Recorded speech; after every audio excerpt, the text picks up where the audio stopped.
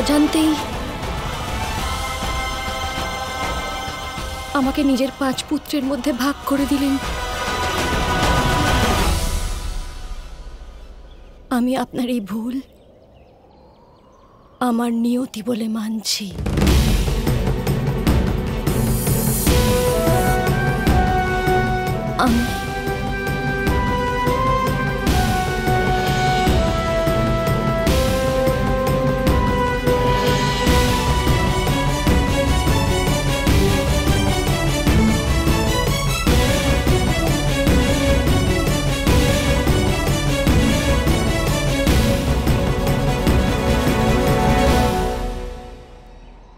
আমি আপনার 5 পুত্রের সঙ্গেই বিবাহ করব।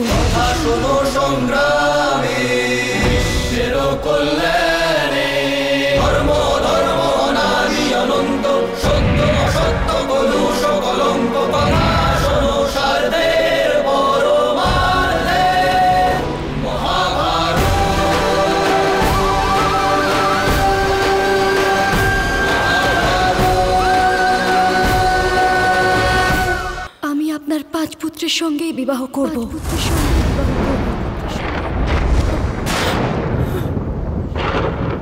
অসম্ভব, অসম্ভব!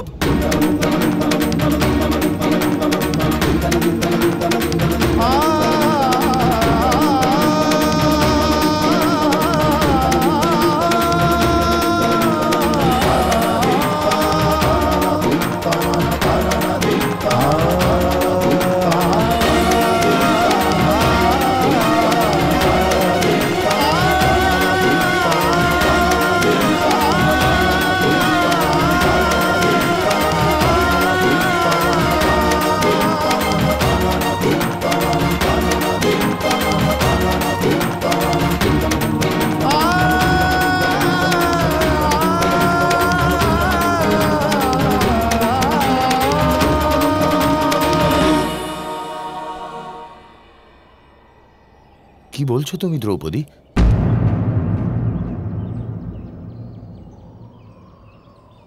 এই ব্রাহ্মণেরা তোমায় ভাগ করে নেওয়ার পরিকল্পনা করেছে।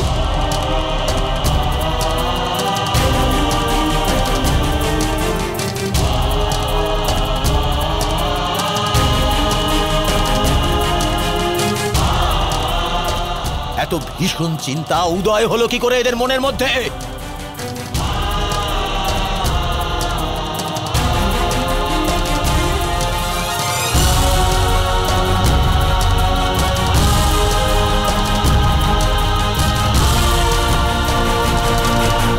এই সামর্থ্য এই ব্রাহ্মণদের?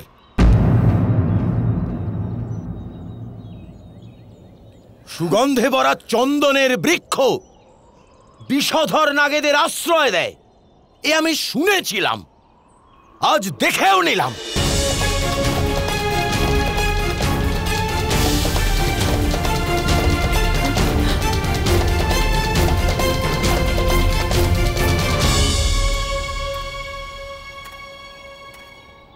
কোনো পরিকল্পনা আমাদের নেই মহারাজ। আমাদের ক্ষমা করবেন। নিয়তির চক্র এমন অদ্ভুতভাবে। মৌন হো ব্রাহ্মণ, অন্যথায় ব্রহ্ম হত্যা করতে আমার হৃদয় আর কাঁপবে না।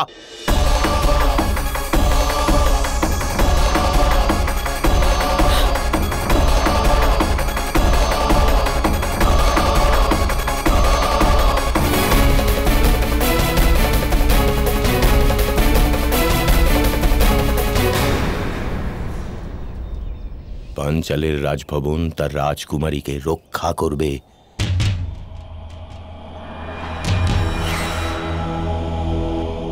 এই বিবাহে আমার মত নেই, এই বিবাহে আমার মত নেই।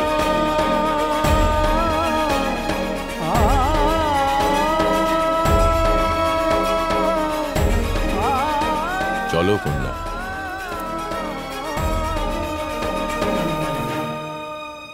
পিতাশ্রী,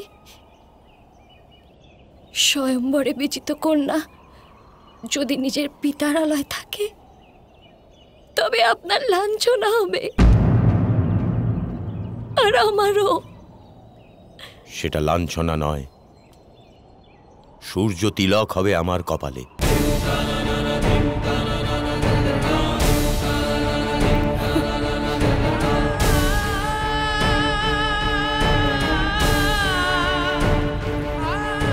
লাঞ্ছনা তো তখন হয় কন্যা, যখন পিতৃগৃহে কন্যার জন্য কোনো স্থান থাকে না।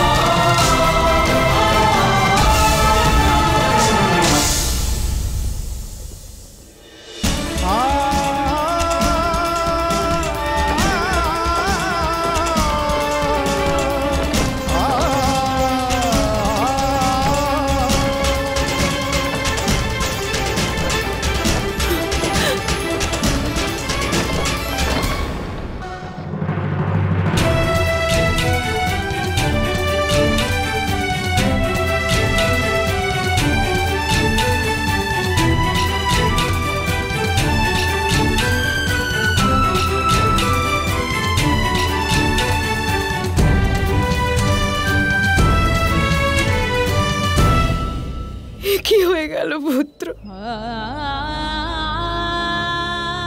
এত বড় অনর্থ আমার দ্বারা কিভাবে হলো? আমি এক কন্যার অদৃষ্টে আজীবনের অপমান ধার্য করলাম।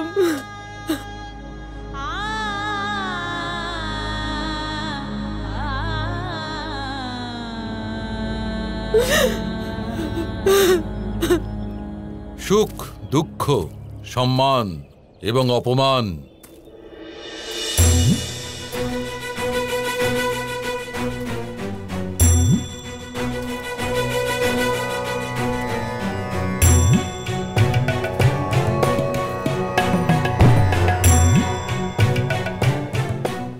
জীবন আর মৃত্যু যদি এসব তুমিই দান করতে পারো কুন্তী, তবে ঈশ্বর কি করবেন?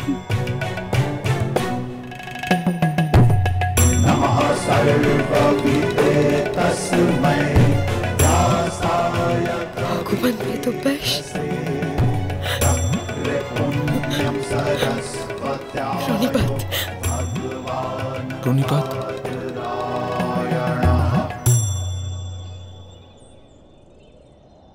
তোমাদের জীবনে এমন এক সময় আসবে যখন তোমরা কেউ তোমাদের ধর্ম স্থির করতে পারবে না। এ আমার জ্ঞাত ছিল। সেই জন্যেই আমি কাম্পিল্য ত্যাগ করে এখানে এসেছি কুন্তী।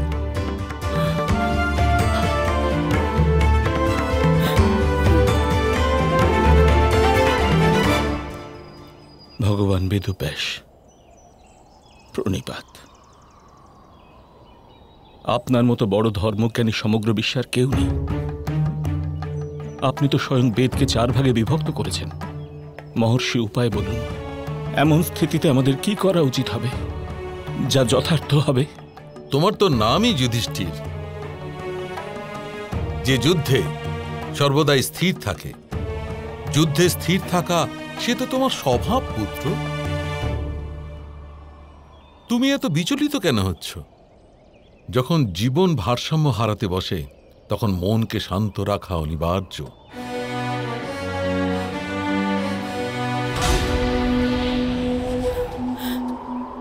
পরিস্থিতি বিচার করে দেখা যাক।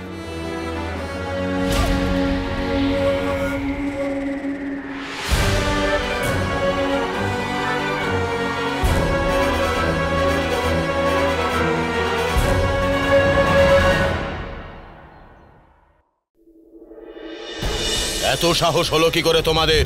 কোন মুখ নিয়ে তোমরা কাম্পিল্য নগরে প্রবেশ করেছো? মহারাজ দ্রুপদ,